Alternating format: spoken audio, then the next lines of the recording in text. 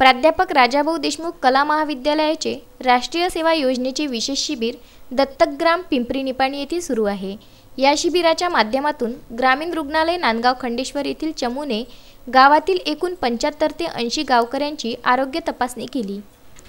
त्यामध्ये AIDS, thyroid, cholesterol, blood group, haemoglobin इत्यादींची तपासणी करण्यात आली। या शिबिराला गावकऱ्यांनी उत्स्फूर्त असा प्रतिसाद दिला। तसेच राष्ट्रीय सेवा योजनेच्या अंतर्गत काही सामाजिक कार्य पिंपरी निपाणी येथे घेण्यात आले। त्यामध्ये बंधारा दुरुस्ती, ग्राम स्वच्छता अभियान अशा पद्धतीचे विशेष कार्यक्रम या शिबिराअंतर्गत दत्तक ग्राम पिंपरी निपाणी येथे घेण्यात येत आहे। दिनांक 15 ते 22 जानेवारी या दरम्यान या गावांमध्ये हे प्राध्यापक राजाभाऊ देशमुख कला महाविद्यालय यांच्यामार्फत राष्ट्रीय सेवा योजना शिबिर राबविण्यात येत आहे। यासाठी महाविद्यालयीन विद्यार्थी तसेच प्राध्यापक वर्ग आणि सरपंच विशाल रिठे व गावकरी यांचा उत्स्फूर्त असा प्रतिसाद मिळत आहे। तसेच नवनिर्वाचित पंचायत समिती सभापती वैशाली सचिन रिठे यांचा सुद्धा सहभाग या उपक्रमामध्ये असून गावाच्या विकासासाठी संपूर्ण गाव एकत्र येऊन कार्य करीत आहे। पिंपरी निपाणी या गावी आलेलो आहोत। गावातील एकूण वातावरण पाहून सुरुवातीलाच आम्ही भावुक झालो, परंतु इथे आल्यानंतर संपूर्ण सहकार्य या गावचे सरपंच विशालभाऊ रिठे आणि इतर ग्रामपंचायत सदस्य आणि सर्व गावातील नागरिकांनी आम्हाला उत्स्फूर्तपणे सहभाग दिला।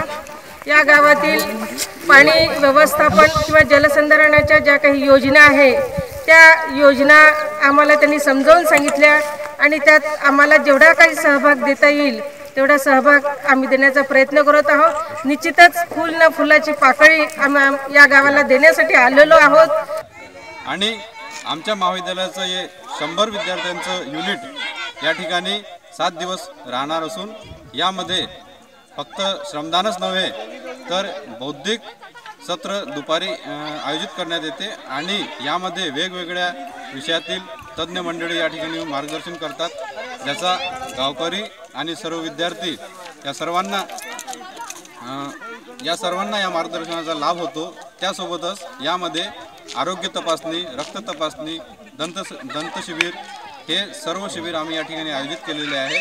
सायंकाळच्या वेळेस आम्ही गावकरी आणि विद्यार्थ्यां सर्व मिळून काही सांस्कृतिक कार्यक्रमसुद्धा आयोजित करत असतो आणि या अशा प्रकारे हे 7 दिवसाचं शिबिर या ठिकाणी आयोजित करण्यात आलेलं आहे। यामध्ये सर्व गावकरी मंडळी आणि सर्व विद्यार्थी सर्व मिळून एकत्रितपणे श्रमदान आणि सर्व कार्य करीत आहे। नांदगाव खंडेश्वर येथून विदर्भ न्यूज करिता नितीन जाधव आणि उत्तम ब्राह्मणवाडे।